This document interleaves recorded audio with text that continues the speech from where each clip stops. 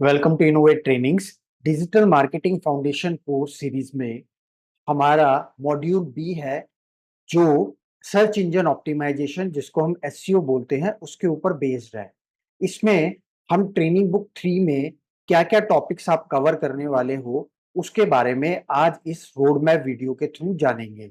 देखिए, road map video हम क्यों देते हैं आपको, इसका एक मेजर लॉजिक, एक मेजर मोटिव ये है कि हम आपको ये पहले से इंफॉर्म करना चाहते हैं कि जब आप अपनी डिजिटल मार्केटिंग फाउंडेशन कोर्स की जर्नी स्टार्ट करते हैं तो आपको किन किन टॉपिक्स को कवर कराया जाएगा। ये एक तरह से आपकी जर्नी में क्या क्या डेस्टिनेशंस आने वाली है उसके बारे में आपको इंफॉर्म करता है, सो दैट आप पहले से सारे टॉपिक्स के बारे में प्रिपेयर्ड रहें, आपको उसके बारे में नॉलेज रहे, आप अपडेटेड रहें।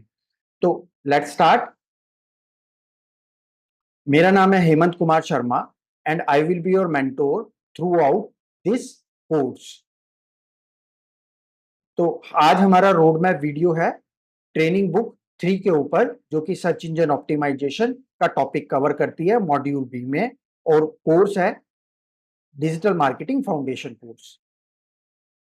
तो सबसे पहला हमारा जो डेस्टिनेशन रहेगा, जहां से हम स्टार्ट करते हैं अपनी जर्नी को, वो रहेगी हमारी बेसिक्स ऑफ HTML टैग्स। यानी कि मॉड्यूल 1 हम कवर करेंगे ट्रेनिंग बुक 3 में, basics of HTML tags.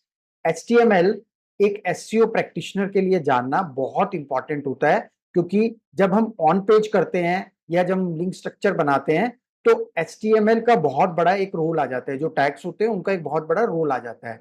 Second हमारा जो जर्नी का डेस्टिनेशन रहेगा वो रहेगा Meta tags, unique title, description and keywords. ये क्या होते हैं मेटा टैग्स, कैसे काम करते हैं, क्यों इंपॉर्टेंट होते हैं, ये हम इस टॉपिक में कवर करेंगे। फिर हम आ जाते हैं थर्ड नंबर डेस्टिनेशन पर, जिसमें हम कवर करते हैं content optimization for SEO purpose. यानी कि एसईओ पर्पज से कंटेंट को कैसे ऑप्टिमाइज करा जाए, इसके बारे में हम जानेंगे डेस्टिनेशन 3 में।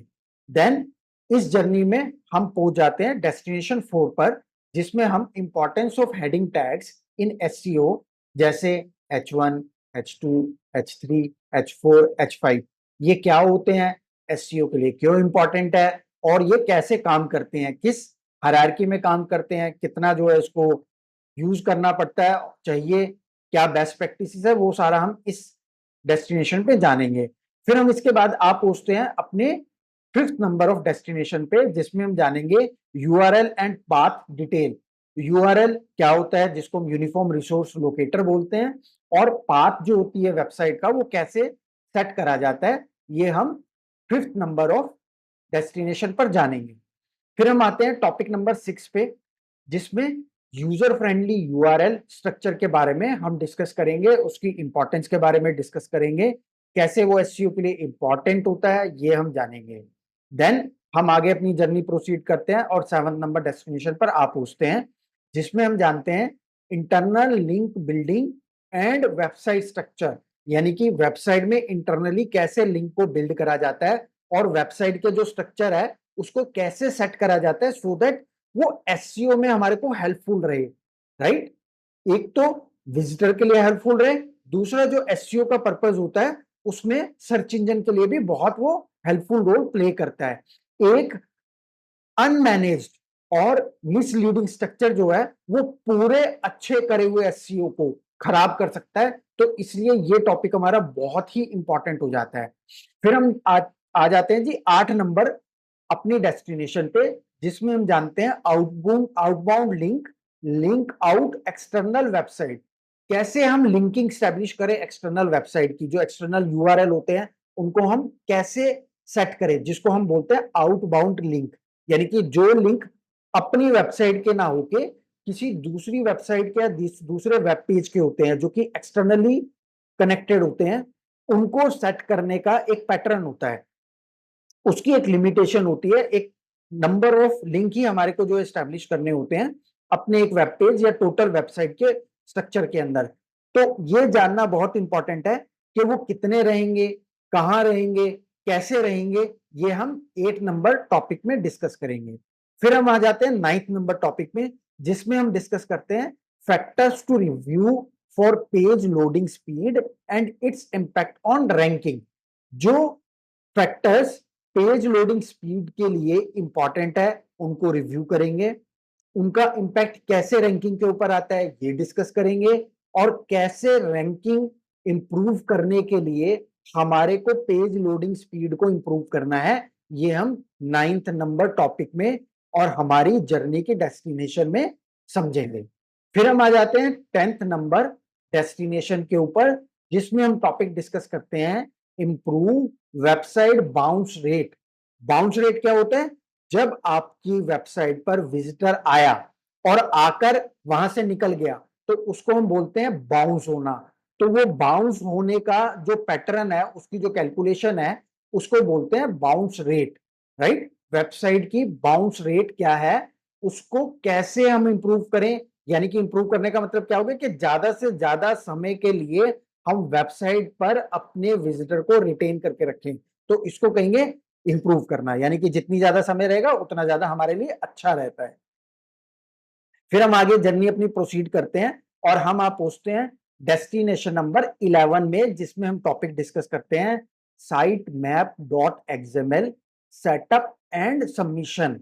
साइट मैप डॉट एक्सएमएल कैसे बनाएं, कैसे उसको सबमिट करें, ये हम 11th नंबर टॉपिक में डिस्कस करेंगे। फिर हम आ जाते हैं 12th नंबर टॉपिक में, जिसमें हम डिस्कस करते हैं एचटीएमएल साइट मैप।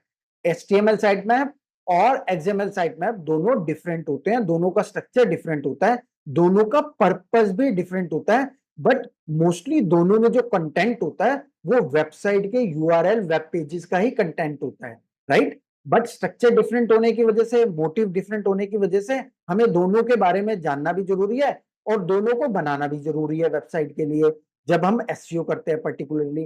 तो एचटीएमएल साइट मैप क्या होता है, कैसे बनाया जाए, कम से कम समय में हम इसको कैसे बना लें, ये हम 12th नंबर टॉपिक में डिस्कस करेंगे।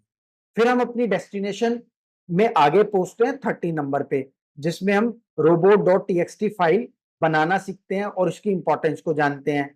ये क्यों इंपॉर्टेंट है, इसको ब्रीफ कर देता हूं कि robot.txt ऐसी फाइल होती है जिसको जब भी आपकी वेबसाइट क्रॉल करी जाती है सर्च इंजन के द्वारा, तो वो सबसे पहले इसको पढ़ता है, इसको आपके वेब सर्वर से डिमांड करता है। सर्च इंजन का जो रोबोट होता है, जो सॉफ्टवेयर होता है, वो सबसे पहले इसको डिमांड करेगा और सबसे पहले इसको पढ़ेगा और इसमें दी हुई इंस्ट्रक्शंस को फॉलो भी करेगा, राइट। तो इसलिए ये बहुत इंपॉर्टेंट रोल प्ले करती है।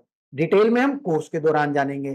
फिर हम इस जर्नी को आगे बढ़ाते हैं और पहुंच जाते हैं 14th नंबर टॉपिक के ऊपर, जिसमें हम जानेंगे ब्रीड कम्स समरी। ये क्या होती है, कैसे काम करती है, जो एसईओ में रिपोर्ट इंपॉर्टेंट रोल प्ले करती है। देन 15th नंबर टॉपिक में हम जानते हैं structure data markup.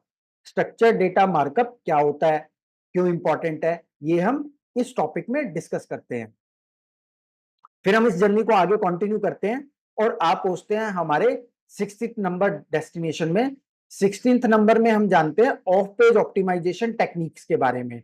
Of page optimisation की क्या टेक्निक्स होती हैं, कैसे काम करी जाती हैं, वो हम इस टॉपिक के अंदर डिस्कस करेंगे। देन जर्नी आगे बढ़ाते हैं और पहुंचते हैं हमारे 7th नंबर डेस्टिनेशन पे, जिसमें हम टॉपिक कवर करेंगे content marketing. Content marketing SEO के लिए क्यों इंपॉर्टेंट है, कैसे करनी है, ये हम इस टॉपिक में समझेंगे, जानेंगे, पढ़ेंगे। देन डेस्टिनेशन आगे बढ़ाएंगे, 18th नंबर टॉपिक पे पहुंचते हैं, जिसमें हम जानते हैं गेस्ट पोस्टिंग क्या होती है और क्यों इंपॉर्टेंट है, कैसे करनी है, क्या चीजें हमारे को ध्यान में रखनी है, जो अवॉइड करनी चाहिए जब हम गेस्ट पोस्टिंग करते हैं, ताकि हम स्पैमिंग में ना आ जाए। तो ये हम 18th नंबर टॉपिक में डिस्कस करेंगे।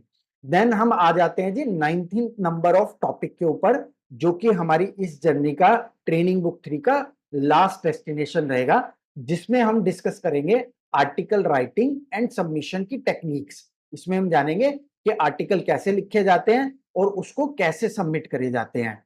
तो इस रोड मैप वीडियो में आपने ये समझा, ये जाना कि इस पूरी जर्नी में ट्रेनिंग बुक 3 के अंदर हम क्या टॉपिक कवर करने वाले हैं। और ये कोर्स हमारा search engine optimization SEO course है, जो आप हमारी वेबसाइट www.trainingbooks, जो हमारी वेबसाइट innovatetrainings.com पर आप जाकर इसको एनरोल कर सकते हैं और इस कोर्स का बेनिफिट उठा सकते हैं और एसईओ को लर्न कर सकते हैं। तो आज ही इस कोर्स के लिए एनरोल करें हमारी वेबसाइट www.innovatetrainings.com पे। Thank you so much.